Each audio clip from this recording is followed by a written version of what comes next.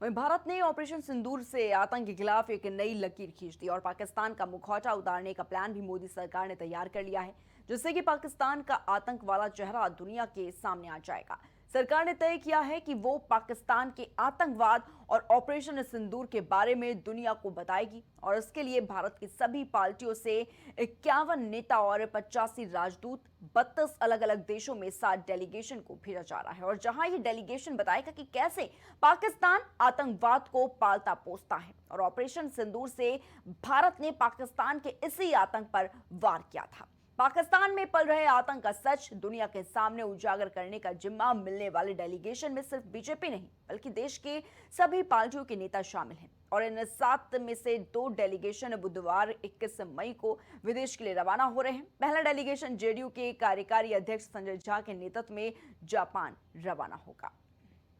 तो लगातार देखा जा रहा है कि डेलीगेशन पर भी कांग्रेस पार्टी तमाम तरह के सवाल जो है वो उठाती हुई नजर आई, क्योंकि जिस तरीके से जो लिस्ट भेजी गई थी कांग्रेस की तरफ से उसमें शशि थरूर का नाम जो है वो शामिल नहीं था, लेकिन भारतीय जनता पार्टी ने इस डेलीगेशन में शशि थरूर का नाम शामिल कर दिया। उसके बाद लगातार देखा जा रहा था कि विवाद जो है वो बढ़ता हुआ नजर आ रहा था। हालांकि अगर बात करें तो आज जो डेलीगेशन है वो रवाना किया जा रहा है और आपको बताना चाहेंगे कि इसमें तमाम जो पार्टियों के नेता हैं वो शामिल हैं। सिर्फ बीजेपी नहीं बल्कि देश की सभी पार्टियों के नेता शामिल हैं और इन 7 में से 2 डेलीगेशन जो है वो बुधवार 21 मई को विदेश के लिए रवाना हो रहे हैं, यानी कि आज विदेश के लिए डेलीगेशन रवाना हो रहा है और पहला डेलीगेशन जेडीयू के कार्यकारी अध्यक्ष संजय झा के नेतृत्व में जापान रवाना होगा।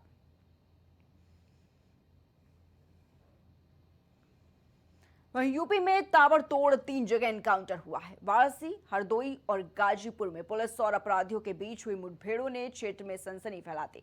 इन मुठभेड़ों में चोरी, गौ तस्करी और अन्य अपराधों में शामिल बदमाशों को पुलिस ने गिरफ्तार किया, जिसमें कई घायल भी हुए। पुलिस ने अवैध असलाह, कारतूस, चोरी की बाइक और गौवंश बरामद किए हैं।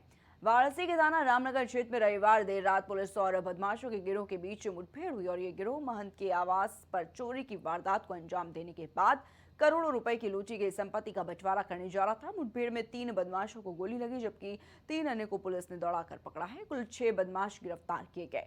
वहीं पुलिस ने अवैध असलाह और चोरी का माल भी बरामद किया। उधर हरदोई के संडीला क्षेत्र में संडीला एसएचओ विजय कुमार के नेतृत्व में बेनीगंज रोड पर वाहन चेकिंग अभियान के दौरान 25,000 रुपए के इनामी बदमाश शहनूर को घेर लिया गया।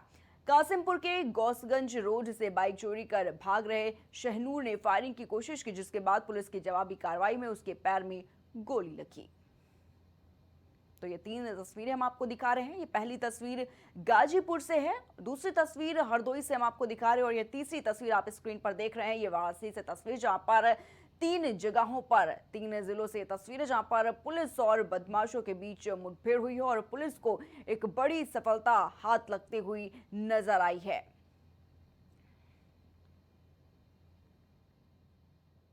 चेकिंग के दौरान एक बाइक सवार आता हुआ दिखा, उसे रुकने का इशारा किया गया। उक्त बाइक सवार द्वारा पुलिस पार्टी पर फायरिंग कर भागने लगा। आत्मरक्षार्थ पुलिस ने उस पर फायरिंग की, इसमें वो घायल हो गया।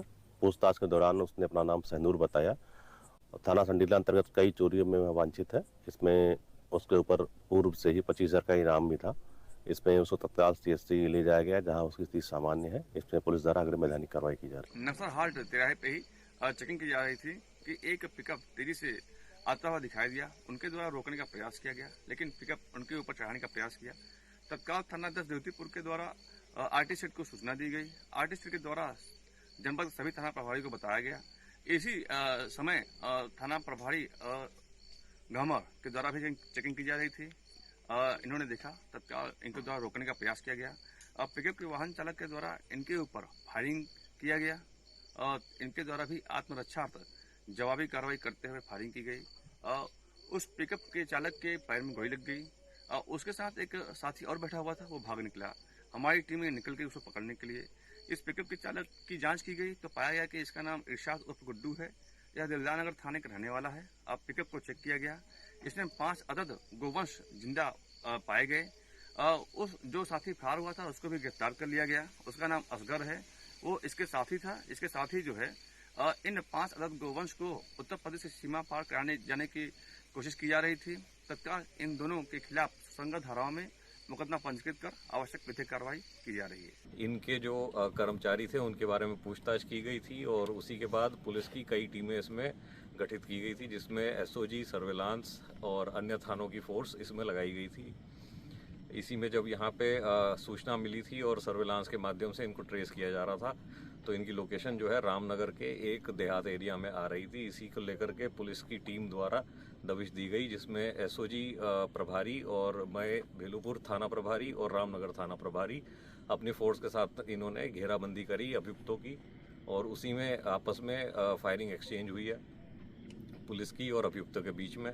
इसमें 3 अभियुक्तों को गोली लगी है और 3 अन्य जो हैं आत्मसमर्पण करके गिरफ्तार किए गए हैं पुलिस के द्वारा। कुल 6 अभियुक्त इसमें गिरफ्तार किए गए हैं और इसमें जो इनसे पूछताछ में पता चला है कि ये वहीं के कर्मचारी थे, जिनका राकेश, गोलू और विक्की नाम था, और जो अन्य 3 थे इनके साथी थे वो भी यहीं पे काम किया करते थे और इनके द्वारा कई दिनों से प्लानिंग की जा रही थी, जिसके बाद ये घटना को अंजाम दिया गया था। और जो आज है ये लोग उस जो लूटा हुआ सामान था उसको बांटने की उसमें थे ये लोग, और उसी में पुलिस को सूचना मिली थी, जिसमें इस पे दबिश दे करके ये कार्रवाई की गई। इस बुलेटिन में फिलहाल इतना ही। आप देखते रहिए प्राइम टीवी।